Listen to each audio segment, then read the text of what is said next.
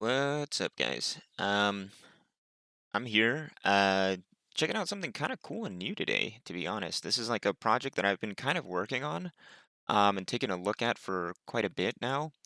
And I want to just bring it in onto the YouTube channel to kind of show other people how to do this. I think it's something that's really nifty, and yeah, let's do it. So we're gonna be talking about modding the old HD uh, GTA universe, and we're going to figure out how that works. So bear with me. I'll show you where I got this program and exactly what to do and what to get. All right. So first and foremost, I got the GTA Trilogy pack from Steam. You can go ahead and click on the Steam store, verify your age or whatever. It's less than $10. Usually, excuse me, usually it's like 30 bucks, but I've gotten it for a bit less than this, honestly. I've gotten it for like $3 for like all these games. Oh, boom. There you go. You save $3.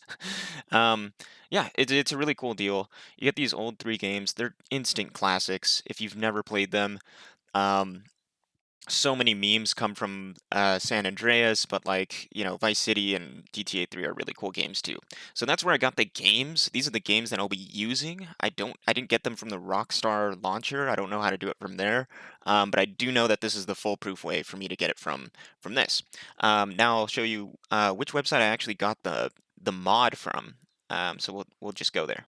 All right, so I went ahead and went into Google and I typed in MED GTA. I won't say that this is always going to work, but I did find it on this website called GTAgarage.com, which is a mod website. And it's this. It's this sort of thing right here. You can download this mod. Can we trust this site? I don't know. Don't blame me if it's like not good, but I trusted it and I was able to figure it out. So cool. This is the mod I downloaded and I put on my computer. Go ahead and close that. And it showed up with this sort of this RAR file. So if I kind of like click on this and we check out the properties, we can see that it's a RAR file and I have a file manager like a ZZip or whatever, 7ZZip or whatever, like an unzipping application to open this. For me, it automatically went to Blender for some reason, but that would not work. So, oh well. So, all right, let's go ahead and do this. Let's click this. Let's open it up. This is what it looks like for me. I haven't tested this on Linux or a Mac or anything, but for sure it works on Windows 10. So I'm using Windows 10. So this is why this video is even relevant. Most of the videos are using Windows 7. But you just click this executable, which is med.exe, the executable. So that's going to execute this program to open or whatever. So I'm just going to double click on that. And this is the sort of screen that you get first. You actually have to find the file for your game. So this is probably the most difficult part. That's not the most straightforward, unless you are pretty good at file management on your computer. What you'll need to do is click Add, and it's going to ask you to name the game. So I'm just going to type in GTA 3 because that's the one I've been doing. Um, some people actually make a copy of their game, like a backup in case they ruin it. I kind of don't care about the GTA 3, and because this is on Steam, you could just delete the game and re-download it at any time. So I don't see a point to really doing that unless it's going to ruin your save files, and I have not played the full playthrough of GTA 3 just yet on PC, so um, I did when I was in middle school or something. So yeah, whatever. All right, so we're gonna click Browse, and this takes you to a file manager. It looks something like this. I tend to expand it, and if you've never seen something like this, it's just like a parent and child sort of thing. Like you get this little arrow next to your name or whatever, and you can or your computer's name, and you can expand it. So I click on this PC, like my computer, like this PC, and I expand it. Where is that? There we go. And you get to see all of your drives. So it's going to be on Windows C, but I actually have another drive, so it's going to be a little different for me. I have just another hard drive that I've attached to my computer. So I just click this little arrow, and it should be the same thing. You just go ahead and look for Steam. So you can see all the stuff that I have. I look for Steam, and I click the little arrow, and it opens up again. You can see Call of Duty Modern Warfare, Star Wars. You want to click on Steam Apps. and then you want to click on Common, and then you'll see all of your games. So I have my games split into two different hard drives because that's who I am. So, but Grand Theft Auto is in here for me, so I'm just gonna go ahead and kind of scroll down, and you can see Grand Theft Auto 3. Excuse me. Wow. Grand Theft Auto 3 and Vice City here as well. So I'm gonna go ahead and click 3, and I don't have to click anything anymore. You just make sure that GTA 3 is highlighted. And go ahead and click OK, and you'll see that the location of this folder is going to be here. I'm pretty sure this thing that the name you type up here doesn't have to be exact. You could really type in anything, um, but this part is important that you find the file, right? And then it'll say right here GTA 3 found. That means that it's working. So all you have to do is click OK to continue. So we're going to do that. You can see that the game is here.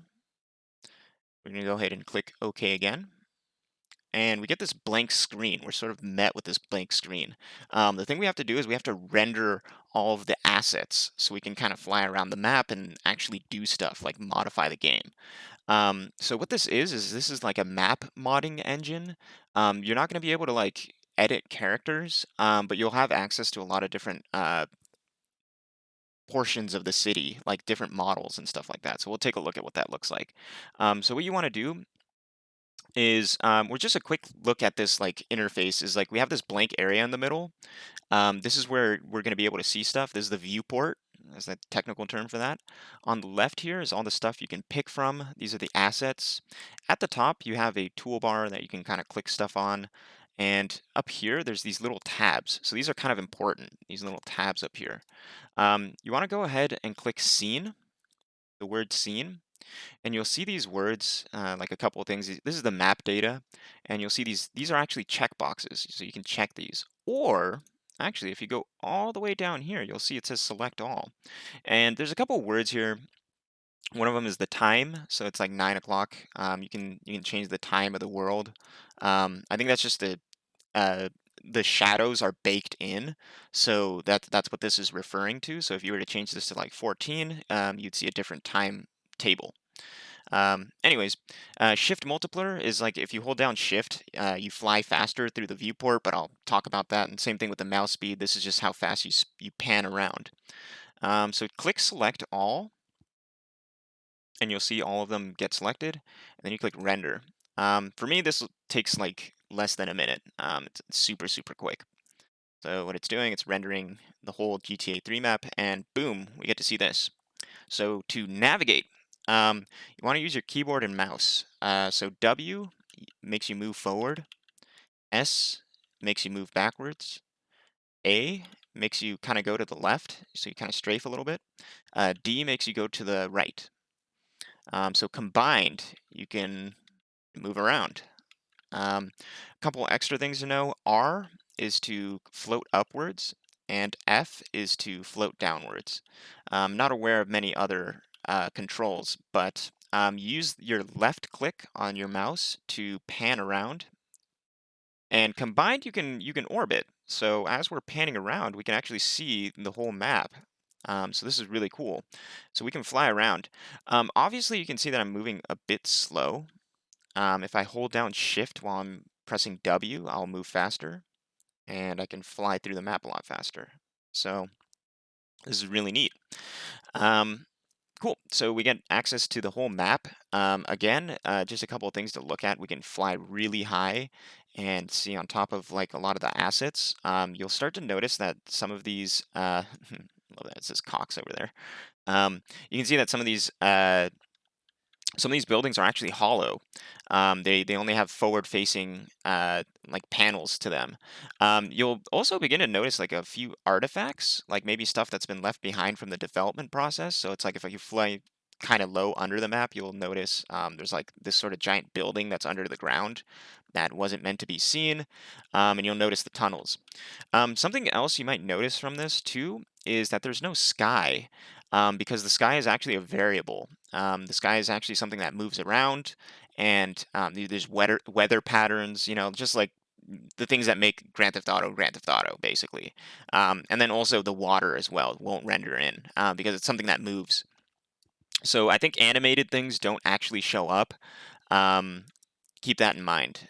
So like the water and stuff like that. I think those are potentially different game files that you'd have to change. Um, Righty.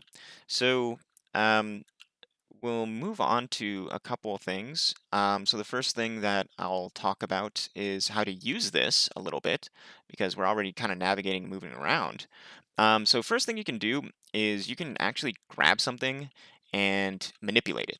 So the first thing I will do is I'm going to move over here and go over to this light pole, and I'm going to double click on it, and we'll see that it actually gets highlighted. It turns red. That means that we can manipulate it. And you can see that on the left-hand side here, the bar actually changes. It changes to the tab that says item.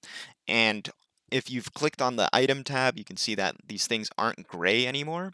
And what's happening here is we're seeing a bit of like geometrical patterns here, these sort of icons. And what this is it's geometry. It's the Carpathian plane. Um, what that means is that it uses an X, Y, and Z format to move things around. Unfortunately, you can't just grab something. So if you're used to Unreal Engine or like I don't know if Unity does this, and like Roblox Studio, like there's different studios that let you just grab things and move them around. You actually have to use this little toolbar on the left-hand side on item to move things around, which is quite difficult, but they actually give you a couple clues. You can see this red line in the center here. You see this like kind of like red line, and if I point out, you can kind of see it's kind of like a measuring sort of thing. If you see that red line, it's actually position X. So that's our X axis, and that's over here on the left. So if I were to click this little arrow, it'll move to the right, even though it's like pointing to the left. So it's kind of like a little backwards, but whatever. So you can actually move this stuff like that.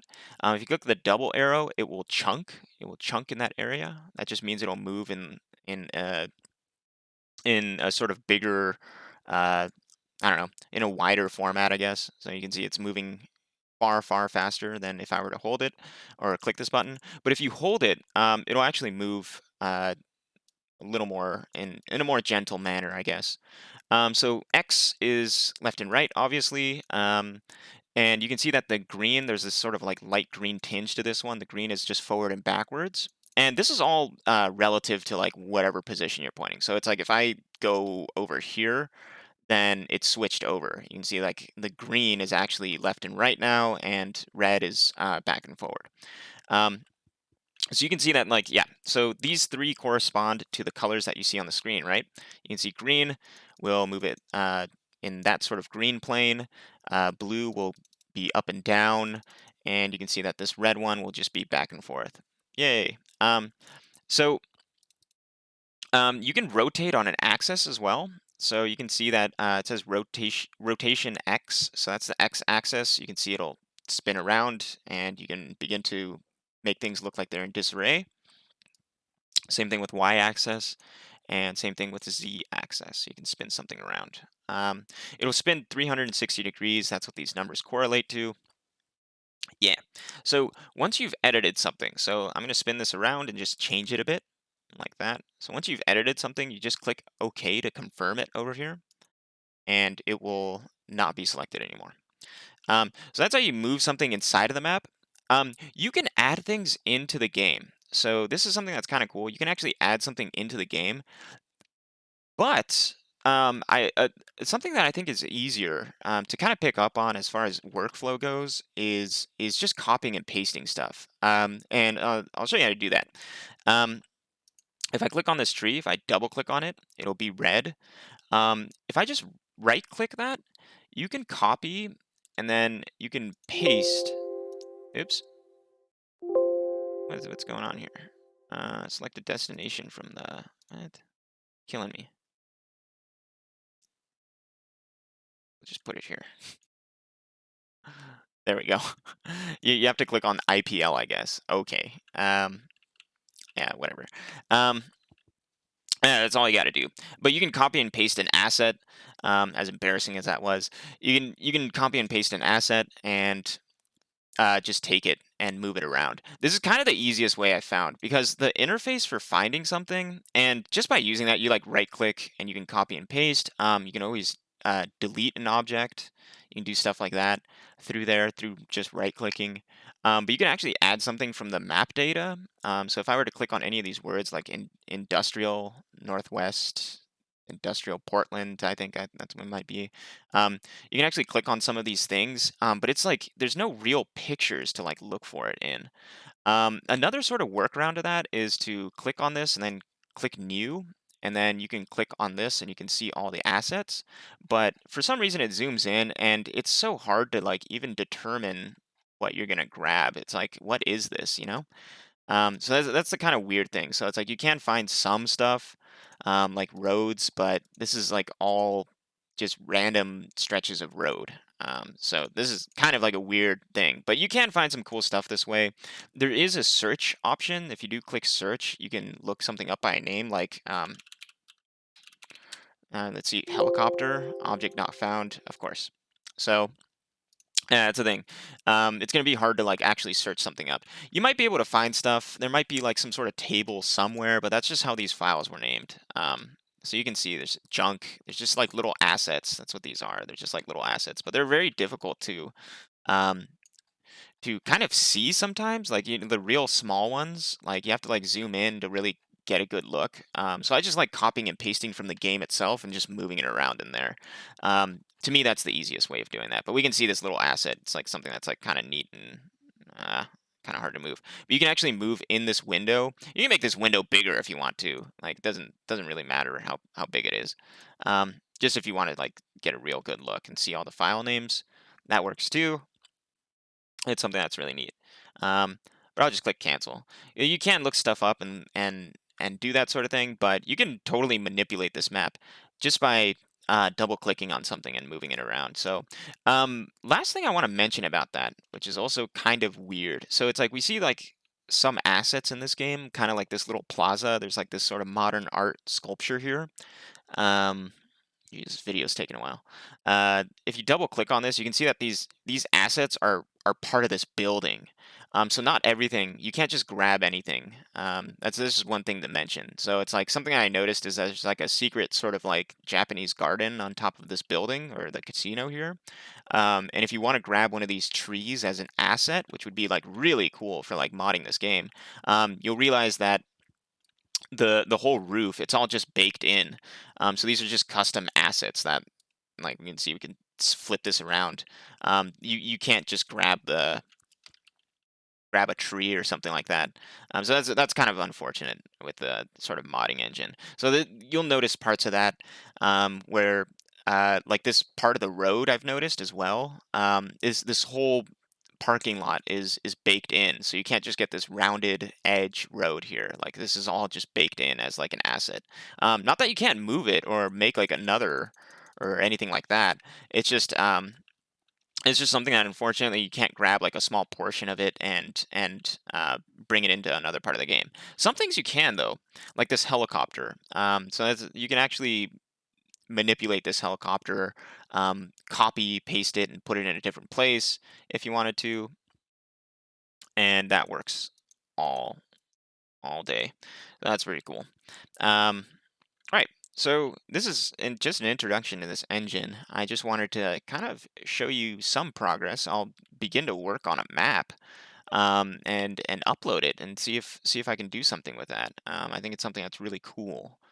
Um, cool. Yeah. Stay tuned. This is just like part one. So we'll just keep that. All right.